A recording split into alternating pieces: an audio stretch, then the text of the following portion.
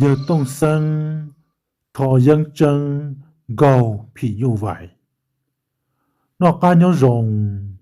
ý trồng nhiệt chỉ cái tên nâng trà thiết trồng phong dư đom lòng mỏ chùa chúa lần chúa tủ nung nó rồng xia và cú chẳng ta cam ba tàu lũ chạy nhồng lũ xì hở lòn chi sợ đào nhau tàu sậu hoa sậu tua nọ và thế chỉ sẽ hay tiệt nên sợ đào yuan chi cho cái nó cá nhau rồng lò xin chi xì hở chạy nhồng nung nọ cú ba tới ra đã nâng đã phỉ như vậy và tổ chó trái cần gọi lì yếu cho là thả bút đồ bê sẽ là tàu nông và kia là dễ nhớ đồ sổ hoa sổ tua nọ giờ đã nâng nọ một lung bề hai tia giờ tông sân trò dân chân gầu phỉ như vậy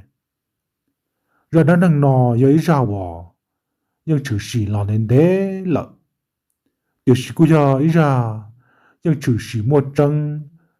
nó tổ luôn tu giả cố cá bố tồn đỡ tiếp tiêu lịp giờ linh đỡ cụ thọ cho chờ tan thấy trọng phong như chúa lần chúa tủ nên hầu lúc xuyên để thia lò so ca nông cụ ra đã nâng nò lý để tọn đây nọ sĩ của họ thả tàu mù rồng đi chạm ra đã nâng nò giấy ra bỏ trừ sĩ nhớ đầu sang lò dàn tu cố cá bố tàu u lợi sư cùng do chỉ tàu rồng hai tiền lúc sĩ hợp tàu đào do sông tư kia lận điều sĩ cứ giang ly ta trả sông ít chia chua bùa nâng gọng tờ nở sư thầu đào nó mà chỉ hay nhớ đầu ta trả tư là ta chờ tư li nhưng chẳng mua hà rồng nu xia hà rồng lo lo tả rồng thia cu chẳng mua thì nhớ chuyện đoan trả nhớ chưa phải chưa rồng là nhưng chẳng mua chống chống hàng lì nhớ đầu lúc xí hào giá bố thầu đào để chẳng mấy từ giờ của giờ tông sân nọ từ giờ tông sân nọ nọ mà cô giấy tu năng của họ họ dân tả rõ ta chỉ cô giấy tu năng của nhẹ nhẹ từng cái nhẹ nhẹ nhỏ rộng cần còn đi tiếp để giờ nhỏ nhỏ mỗi sống để tông sân thia cho cứ đi vào nhỏ đó để tông sân là lúc rõ đó giờ sử dụng mỗi thế gian đồ bố thì lúc trong lo lúc trong đó nó mà hoạt trong chùa nó nữa nó khai tiền lúc trong đó nó mà những lúc trong lo xia thì mà hà rong nu xia sư để trốn đâu sơn gió nhưng mà chùa lọc cầu qua cao cẳng đó lúc trong đó để nó sợ đầu thì là mà lúc trong đó thì mới hoạt trong chùa nó nữa để lúc trong chùa nó mà những lúc trong lo xia trên đó tê từ trong đó nó mà những một tê nhỏ mình nhỏ cậu hà thì nó giống một tê dân à một mó chảo nó nông ta rõ để giờ tông sáng là để nhờ cái tin đó chẳng sử dụng một tê dân đồ bố thì lúc từ trong đó xong nó mà là sợ đầu mùa rồi mua lên từ xa gì trường đơn gọn thì lần của mỗi là tê dân nó lo đầu thì lúc từ trong đó rồi vì đó khai tia cho lầu dẫn tu bó thằng đạo nó mà nhưng chỉ tao mua cả là cái luận đã trì lì để dân phân chuột do và cho dân nọ cho là mù mua dọn nhia cho là một bóng tàu bảo xóa cho là sĩ trò lúc gì năng sư thế chỉ ta lên đạo cho lầu trăng thằng đạo nó mà chẳng hó dân tản rõ nữa để chia nhưng nhọc qua cho là hậu sư giờ là chồng mua với là người ta thấy nó lo đầu tì để thầu vào cho khi đó lúc chạy lại dân nữa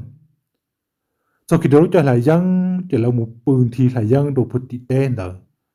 thì là lại dân là lại cha y phậu tan cho là để thầu lúc này sẽ hỏi lại dân đâu mà giờ lúc sẽ hỏi vào nó biết nhau tan đâu giờ lại dân cha lỡ nó chỉ cũng chỉ mua đó chỉ vào để thầu vào là một lại dân trái lửng đó để lời đó bọn này mình nhọ giờ tất cả là mua vào một chế ta là họ chúa bé nhau lùa để bé nhau lùa đâu giờ mua dầu tông xăng hạt tiệt tức là dân trái nhiều lử lợ giờ giờ hay tia một chế lò dân cần một nho một sò ở đâu đi là thế sư để cho luôn tới xã giờ hà rong còn hệ tông sân cho là một giờ hà rong đỡ là cho tên đỡ đồ bố san đồ giờ mò trò là mà đi lòng một chế nó nữa hệ tông sân của hai tia một là cu mù nho ở một chế là cu nho là thế sư thì giờ này cho luôn hai nhẹ giờ hà rong nó là bé cu mù giờ mò bé mà đi lò nó nữa thì ở bên nhau luôn đó nhật sợ là các mùng ba nhật chúa chúa lợn đà mùng ba chúa chúa tên nhật chú no thiên mua tên nhật bỏ cho là khó cái khó cứ khó nào đâu thiên ba nhật chúa cả tụi chó đà thì lỡ sợ hòa tua tỏ giờ tông sân tua chờ thì tông sân chẳng phăng ba thì tông sân tên nhật khổng thia ba tên nhật bỏ lô thì tên nhật chú no thì tông sân nó mà tông sân họ hậu dân nữa thì tông sân chẳng phân ba thì tông sân tên nhờ dân hậu lô tên nhờ phát tăng cú luôn đó thì là giờ phân rau xí tỏ giờ tông sân ba tàu thì là mà đi hàm mù thì là giờ đâu xuyên tròn một trục bún đồ lúc hạ phi nhân đó lần đa nữa để lúc hạ phi nhân đó mà cụ đê thì ó muốn đó cho tế dân đó trôn trấu xứ nó mà chơi giờ ý số mộng tạo là số mộng thế theo một giờ nữa tôi chỉ do tôi luôn được tên đó nó chỉ tiêu ý số mộng tạo theo số mộng lợ họ muốn được cho tên đó trôn đó nó là chỉ ý số mộng tạo là số mộng được theo theo giờ tiền hơn đó lỡ giờ ý là in đạo khủng cho càng đồ bố đồ hòa phi nhân đó là đàn nữa từ头là ngang càng một giờ kia đồ là hòa phi nhân đó mà đủ khó từ lò khó nhưng bỏ tên nhà cam bộ tê ca cổ mà chưa chia cô lý sư để cho nhau luôn đó mà nhưng cú xia hàng lý nữa để là một cho kia đơn đó ý nhầm nhiều cứ đề để mỗi lúc nhỏ nhỏ cá chùa để là giải để có so đơn đó để thêm mua cá chùa bự thia thêm mua vào để hậu nữa để là một cho nó đó cho kia khổng sư tổng lúc xia hàng đó nó mà nó tư cái kia đồ bị đông rồi nữa cứ dạng lấy ta tràn được mong tờ lấy bê mong đó là đà nhà nhỏ đồ bị đông nó mà cú rong đi chừng gió thế đã chỉ nhỏ đồ nặc cứ hà nó chỉ nu nhưng rằng kia đồ bị đông lợ để lấy cho nhau luôn đó giờ hai trâu với tông xăng hả tiệt với tông xăng lâu lợ để có với tông xăng mà li vào mùi giọt tờ cho lọt trâu thế ít bia với tông xăng qua lò với tông xăng mà li mùi giọt tua nàn để tê nhục cứ hà để xứ ấy lấy cho lùa mua giò chỉ là mùi giò đồ bố bị tê trong ta lợ cái tông xăng mà li vào mùi tê tờ lọt trâu nữa để cho nhau luôn đó giờ nhiệm ba nhiệm chú chúa tia nhiệm cả kia nhiệm đã phỏ để nhiệm giờ vào mùi giò nhiệm ta lợn ta họ chú ý tông xăng để tông xăng so dầu để tông xăng mà li mùi số tờ cho lọt trâu chỉ có cho để tông xăng mùi số tờแต่หุ่นเจียเต็งยอตงล่าเต็งยอจงหนอมาเพิ่งมวยตัวจี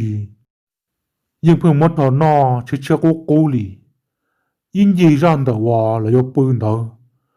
ยังต้องสั่งหมูโซเตอร์เดอยังว่านอตาลีหลังดาเนอยังถึงนอยังต้องสั่งมายังอย่างนี้หนึ่งเหล่าเตอร์ละยังต้องสั่งมาตัวมันนุ่งยงถ้าจ่ายลินเดอจีเจ้าเตอร์ชงละเด้อยังต้องสั่งยังโป๊ะตาหังนี่แหละยังต้องสั่งยังกาเชียให้เดียย้อนยัวตอชอได้ยังเปล่าตรงล่าอะไรเปล่าจ้องเดอมาเนี่ยจะเนี่ยเลี้ยนจ้อหรือดาวนั่นเลยเดี๋ยวสิยังต้องสั่งจะสาต่อให้เดียอยู่ตัวอย่าให้รงซื้ออยู่ชอบท่าเลยเนี่ยอยู่ชิวลิจ่านั่นเลยยังมองเดอยังต้องสั่งจะโซต่อไปยังเตอจะหลอดโจยังต้องสั่งโจเตอเจียที่ยังต้องสั่งจะเอามือยอตัวหนาตัวเปะเอาหาเลยเทียนั่นเลย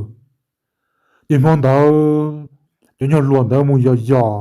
ที่กูจะจุนจีได้จีต้องหาเดี๋ยวมองเดอตัวมุจลีละเดี๋ยวหลังมือยอซื้อยังจุดโตปอดเชยยอลีเดี๋ยวหลังมือยอซื้อเรายังจุนจีได้จีลีเดี๋ยวไม่ยังรัวจะตัวโตอันยนหนาซื้อเดี๋ chị cho giờ luôn đó số lọt sau vấn đề chị hay tia sau một lỡ mà giờ chị lấy lòng mót cho nàng đâu lỡ nó nữa chị thằng đó chị tông sang cho họ một tuần nào chị tông sang cho họ chỉ tông giờ chị cho giờ luôn đó tôi muốn nạt lỡ ta了chị thầu lỡ nàng đó nó mà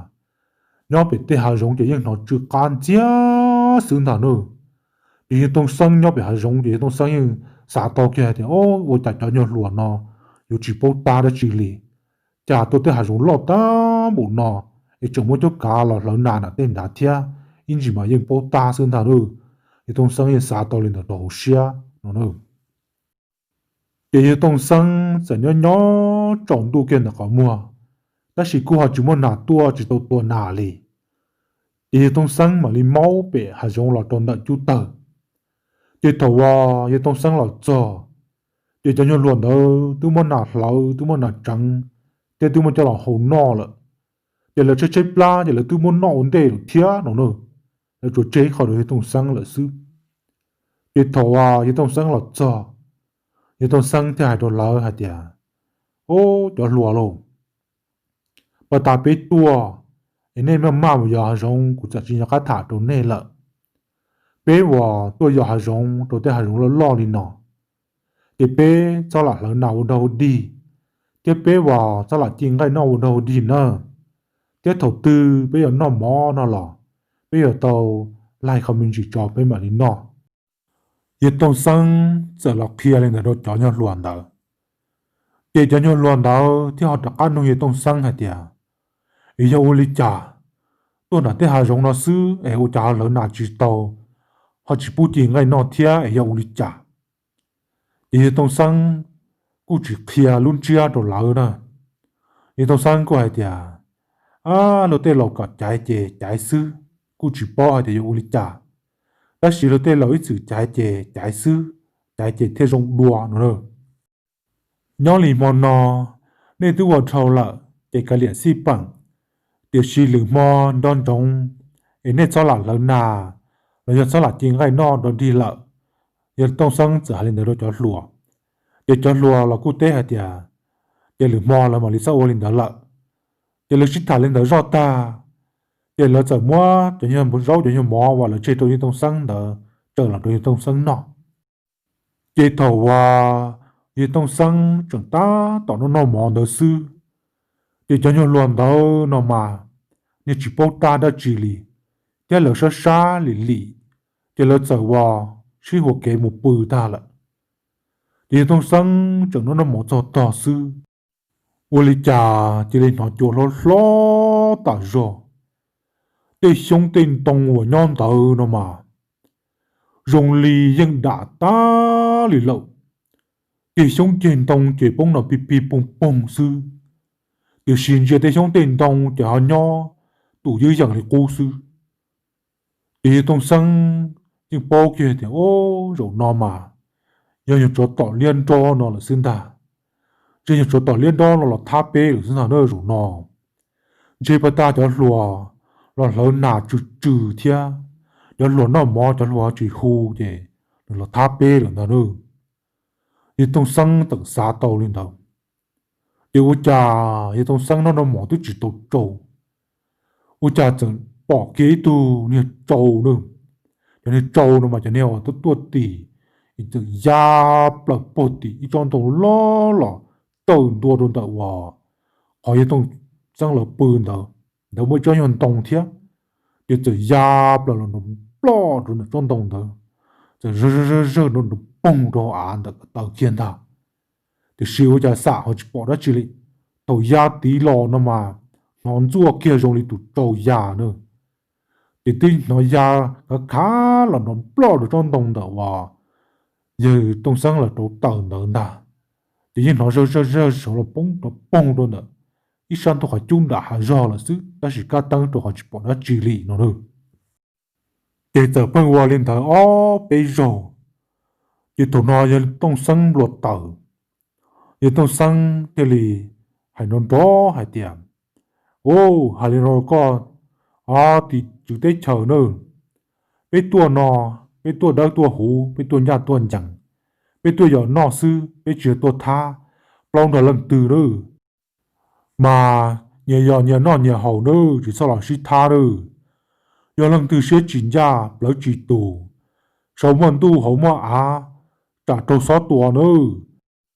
giờ tông sân hù hù chế lên nữa ta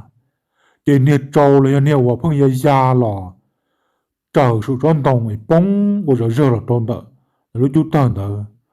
ôi ao nhiều rồng gì sư chế sợ chỉ linh giá tỏ lợn chế mòn đỡ là cô chỉ linh bưởi mòn chết tỏ cô chủ muốn là chỉ là tha lợn chế bưởi mòn đỡ căn thu ta kỳ chế tông sân mà chế tông sân chỉ cho tổ lùa là nữa tôi khỏi chế tông sân hòa nó lột tay lò hại là chế thổ bỏ lên nó chế tông sân bỏ hay à giờ mua tên nhon liên cho là giờ tên nhon chủ tế chủ thầu sẽ chính ra là chỉ tụ đó là tha là đa nó nữa thì tông sang tư dạo hay gọi là một chế nó nè thì chỉ cho luôn đó cô hay tôi đây daily tôi thấy rồi là chế bự giỏi á mòn gì thế cho mà làm mù nhưng một chế lỡ nó chế là đã có tôi cho là thế một chế là chế chỉ không tua là ai gọi là cái chi nhớ nó giỏi á mò cho thế nên đó là sợว่า大家得只些nhau要还容易贴nó nữa biểu示hệ thống sáng là hệ thống sáng của họ chỉ kia để sự sang hòa trừ sĩ đó đó là bao lý贴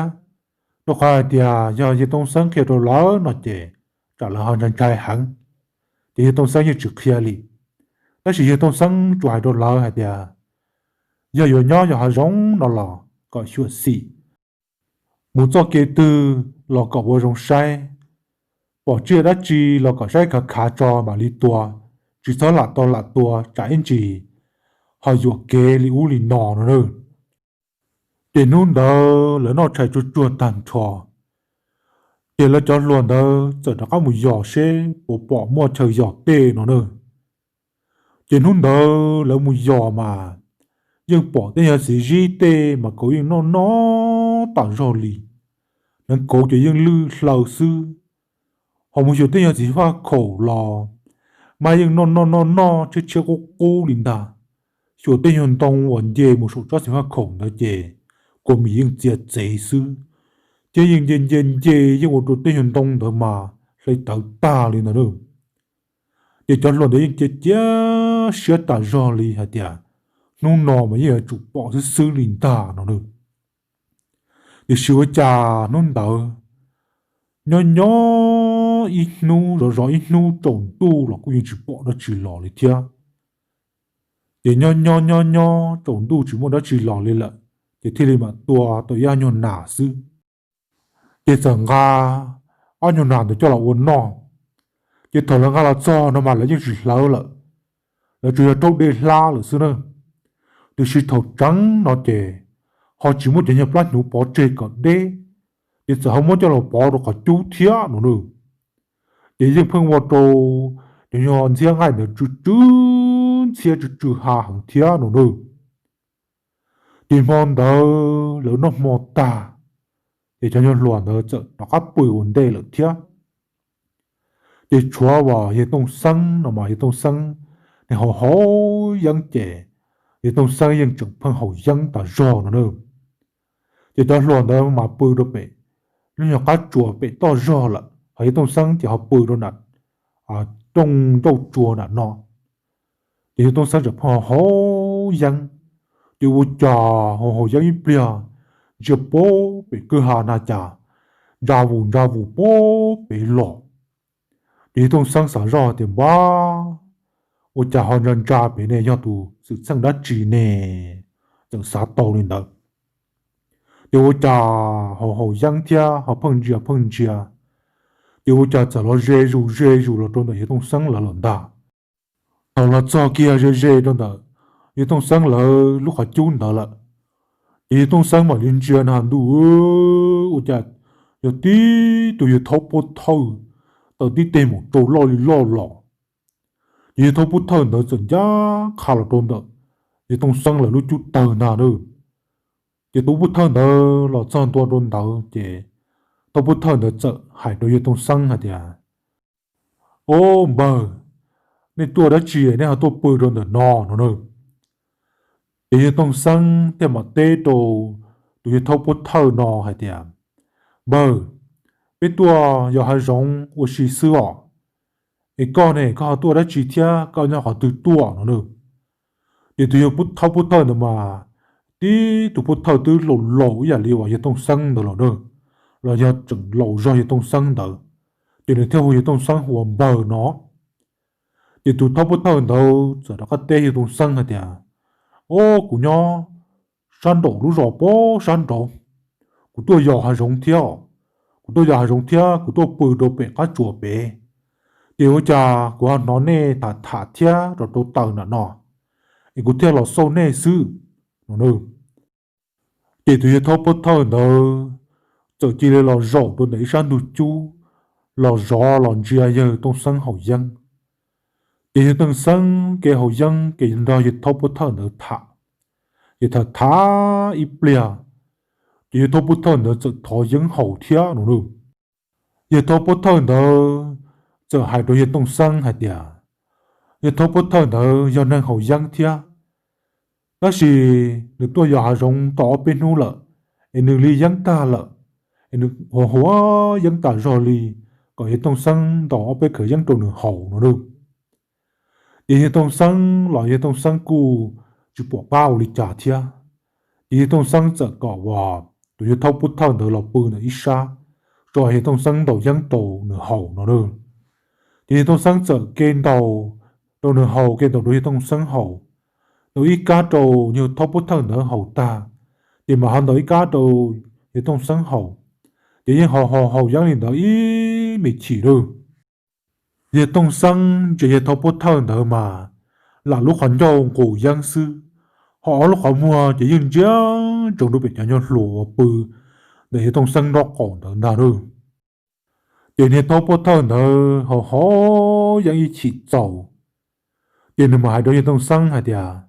nếu cho cá là bị nó có chơi xò nữa giờ tao bắt đầu nữa hai đứa cho tông xăng ta để nên giờ sớ chơi nhau cho cá lợn tao nó lo mà nó tao té này để trâu lo nhìn ra thua lo nữa đó là tàu người mù nó chỉ để chỉ sợ là đủ lũ sư nhưng chỉ tàu tăng chỉnh tàu trâu chỉnh ở tàu đó chỉ lý nó nữa điều cha một lần cho ý mình bia lợ để tông sang những xã rõ tàu thì ô tụ nó mà chỉ có chỉ do bắt thâu là ô ôi cha tên ba nó tôi giờ hay dùng một cháu ta một lý nó lâu năng lâu chỉ lý nó một giờ hay dùng nhưng chỉ là mỗi tụ năng là thọ dân hậu li tụ nọ mà theo dân do liên cho li là sư ta thì tông xăng nó mà dân ấy tụ năng lầu là thì nếu nó là tên lầu thả là nữa thì nếu bao là tiền thằng nó mà lên chân trái hàng li là nữa thì tông xăng dân chỉ tàu luộc kia li là ta thì thằng đó thì tông xăng dân chỉ bự li là nữa rồi giờ ta hậu dân ta rõ li là sư điều cha thì tông sáng hồ giang ít bia sư rồi sự cho các bộ hệ thống bút thao nữa đã các mông mông lọt cho điều bút thao nữa đã các lọt cho thì giờ đã các lọt tay hệ thống sáng hả tiệt đã các hồ giang lợn cái hệ thống sáng đã các đầu giang trộn hồ nữa được thì hệ thống sáng là hệ thống sáng như trở thành hồ giang thia thì hệ thống sáng giờ đã các đầu giang trộn hệ thống bút thao nữa hồ thì hồ ý chỉ lòng được phân hạt tiệt ô cha để những đồ chỉ cá li hậu chỉ cụ yang li nó được thì tông sáng ngờ giờ họ giờ tông sáng cho yang chỉ tiêu ta thì thâu bút thâu đâu giờ hai đôi tông sáng hạt tiệt ô phong dư luôn có cho yang nào mà chỉ cá kia li cú hậu một tư là những chỉ cho cú yang li yêu có cả nó chè ngó khẩu bị to bị đâu cú hậu nó được bình giờ tàu để đối yêu lúa của bơm bị to bị giờ lúa nó mà chú trâu rồi còn cho đùa ủ sư thì tôi bút thơ giờ tàu để đối yêu lúa đó giờ thì có mỗi cái dân được trong nửa hậu nọ thì thổ nọ thì tông xăng những bố khá kia thì rủ nọ mà giờ đó nhiều liên to nó là tha nhiều lần ta dù là tỏ dù no là ta lu tổ no thì tông sang như bố tu trăng đi là đâu để nhua và thì thông đó hầu ý cái dân ta thì phân được cá thọ hay thì cá được chỉ cá cả mỗi cá bể đồ hầu nó được để tông sang nhưng phân họ chỉ cả lì thì tông sang phân chủ yếu đồ xuyên ròn đầu thì tông sang cho dân đồ nhiều bất thần ở hậu sư thì thầu no thì tông sang xã tàu hay thì ô dân nó cho lầu bể bia rồi nữa hay thì giờ thầu và mua cho nhau nó là thái dụ để cho hai tiaอยู่ส่วนเราเจียแล้วอยู่ส่วนพอตัวซื้อเดี๋ยวยังจีโตหนึ่งแล้วยังโตหนึ่งเรานี่ยังจีตัวเดี๋ยวยังส่วนเราเสียตัวซื้อมาเทียตัวนู่นนึงเดี๋ยวชีถอนดาวอยู่เสือเราหมดตัวเต่าอยู่เสือเราหมดเราเจียเราตัวไอ้มาลิตัวนั่นหรอย่ถอยอยู่เสือเราเนาะเจใช้จ่ายจริงๆจีเราเจ้าก็ยังหลัวไปคือแค่ละเดี๋ยวถอนนออยู่หอยตัวตั้งมั่งเทียเดี๋ยวต้องสั่งสาลิจาลอจีมัวหกเกลีละเดี๋ยวต้องสั่งที่ลิเจอจีเชียมัวตัวยังจังเด้อตัวเราเลยก็เลี้ยจอยม่วงเกาตูเยอะปวดเท่าเลยตัวได้พิญูไหวเด้อโน่นเด้อเดี๋ยวต้องสั่งจะเกณฑ์ตัวยังเกณฑ์มัวตัวยังจังเดี๋ยวจะเราเลยจังเราถอนเด้อนอมายังเขายังเราล้อตาจอเนอะchỉ tụi dân trắng xứ là dân nó lo nữa tụi dân trắng chỉ chọn lo đôi cho cả cầu lo và nên nông này nó bé cực cực nữa nhưng tí tụm phạm phong luôn của tụi su nữa chỉ tông sang kiện đầu dân trồ nhiều phút thở nữa hậu kề mua tụi dân trắng này cho lọt lợ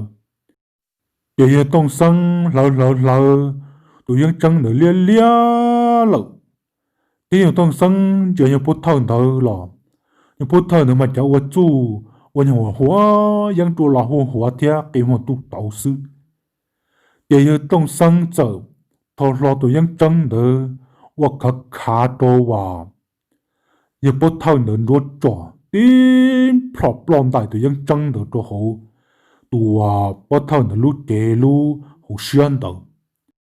để tụi bố thơ nữa tin trong bự ta xin đâu sĩ do chỉ sĩ do mà saoวันnữa giờ tông sang để tăng cú lu nữa thiệt đủ lu họ lúc họ chú nhân đỡ chè để nhân từ tàu chè ra liêu vòng đủ đủ nọ sư và tí một số đó chuyện đó cho vào nhưng một bộ khóa sĩ lâu sĩ lu nó bó đặc cứ hà了chè tàu vào tụi giờ bố thâu là do nhân đa đỡ tư mà dân trăng tư qua sĩ lâu sĩ lu đồ đặc cứ hà了thế tư vào thiam我对样子到你家了话，多孤独，我一乱到，就就乱到马里孬，也就乱到马里手了，马里还点，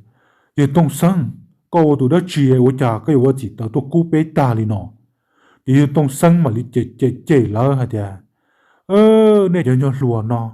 我家ได้都有木老大木孬，那有是包大的距离，要还得估计多的，那我。比như vậy của ta là mà, tôi chẳng này ở chỉ bảo ta đã xử lý, ở bên chỗ đó rồi sự ở chỉ bảo ta đã xử lý, đúng không?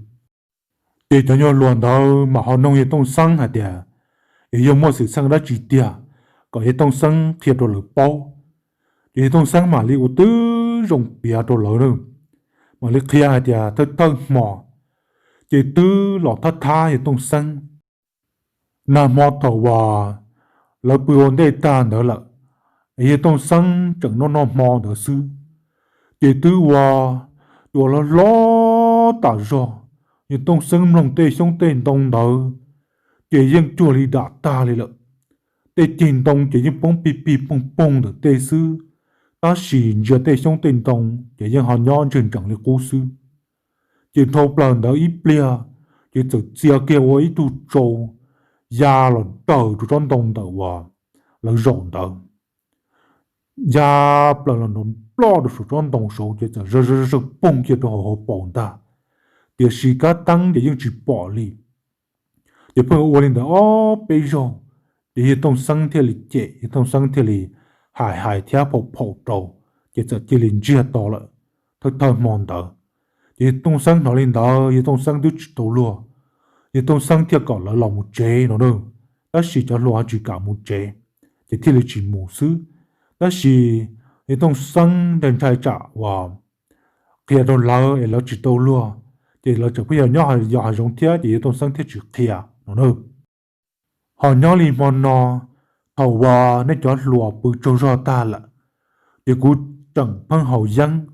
thì vợ cha của họ hậu dân cũng chưa bị cứ hạ bể giờ bỏ ít để trâu chỉ vào vụ bể lọ thì giờ giá khá là tròn đợt bể lúc tu tờ non đà thầu là chân đoan được no thì giờ ấy tu thâu bố thâu ở tí để trâu lọ thì nó lọ chân được no thì nó giờ là no hả tiệt ở bể tu đó chỉ thì cú khuyết rồi nữa thì bể tu giờ hay giống sư cho nên thâu bố thâu nó giờ chỉ để lọ rau nó tu chú nó chỉ để lọ rau của hậu dân thầu đê thì nên nhân chia của hậu sư ít biết cho nên chỉ để thọ dân hậu được cú thầu đê thì hậu dân sư hậu dân ít chỉ cho nên phân thì cho dân được chỉ cả ít giờ hậu một tư là ta chỉ giàu dân li cỏ hoa mua cá bé trong nửa hậu để tiêu li giàu dân nó nữa thì thằng đâu nó giờ tôi để cho con ta nó lăng nữa bé nhỏ luồn đó thì mấy nhỏ hoa lăng nó nữa tụ lăng nó chỉ cho tụ bự quan đó giờ tông sân đó còn đó giờ tụ nha bắt thân được phân từ tệ trong đường ta nó nữa để thầu nó cú bỏ hết tiệt tụ nhỏ bắt thân nó chỉ cho nâng là giờ đã bị như vậy chỉ có nâng lò sư chỉ cú thiết xã to hết tiệt giờ muốn được tua còn tua ta chỉ cú giờ họ nói cho lò hết tiệt đã bị như vậy chỉ số bỏ tua lo do số lâu nhộng tê tua sư chỉ những chỉ khẩu nữ tạo linh đa ta tổ tha cả nấm lo tạo sư ta tổ tha cả hòa nữ rong bỏ dù sư để thầu no cũng chỉ bỏ cao đi trả cú thiê mo cú nhai dân trăng do là lớn đầu tụm lại tăng cú lu nọ cú mo lớn lớn lớn tù dân trăng nọ lia lia ta do là thì cú thiê liền một tim phò đồ nhỏ tao bút thâu đó là do nhung đáp bị như vậy đó chỉ tụi đáp bị như vậy đó tí trọng bự thia thia kia ta xin đó ở tí xuân đó lên đó đồ bột nặng cứ hàng đó là chỉ thầu qua tụi nhung đáp bị như vậy đó thia muốn đó chỉ nương qua trâu của tê tăng cú lu nó gia tăng cho là thiết tuổi tê nhỏ họ chú nó ở chỉ tờ gia lép bị vò chỉ tờ thiết tuổi cú này lên non ta giờ thì cú chỉ nói này tua trên này những tua ta đồ tụng đa nó tệ là rong khỏi cũng nói này tua xưa nữa giờ tông sang mà bia lên đó thì đồ bao nhiêu luận đó cái thằng đó bao nhiêu luận đó mà liên chọn trai mà đi xa tao hay tiệt ô uli cha tôi giờ hay dùng lo ta một lý nó ấy giờ chính chọn trai đã chỉ li tiền đàn tôi giờ muốn lo li bự là để cho tua sư giờ hai tiệt chỉ mỗi tông sang tua chỉ cho những tua ta thì tông sang hai lý là tiệt tiệt để cho luận mà chân trái ta do mà đi chỉ bự lý là nữa mà lý do ý mỏ sư để tàu qua là rồi rộng đó để là giờ phân nó ý là xuân dân ra bó đã cả trong tua lúc xuân ở dân ra ý mình bia để giờ nói tôi nhỏ bọn nhẹ hay lúc sông sông thền thề nhỏ nhỏ bố về cổ chùa tua hải tiệm nè cụ tứ hải tiệm lô tua giờ nó lùa lô tua đâu tua hú lô chỉ tha dù ấy còn dù chỉ xong một tha lùa giờ nhà hầu ấy còn chỉ sau chỉ tha nó nè dầu nó có một tha lùa có chỉ trâu lâu nhồng họ có trâu lâu xé lợ để cụ ba chỉ tàu co là lâu có chuyện chơi cơ tua lên là xứ lù giờ giờ nó tụ bao nhiêu nó nhỏ lên nó bố bị hậu chùa tua nó đâu để mong đó là bao nhiêu thì tu đỡ chè nhưng chỉ mới tu cả bự lên lợ để lỡ sợ đời giờ rộng ý mỏ sư rồi rộng can tu trong hòa là nông quan cho càng nợ để lỡ giờ số câu na câu sân ở đó xí chia lòng chè lên lợ xương ta họ nhớ liền đó nhớ đã bị như vậy đó để mà như tông sang tụ dân trăng để nó giờ chỉ đi tua ban đầu lên lợ thia để đó là để cái tin năng trà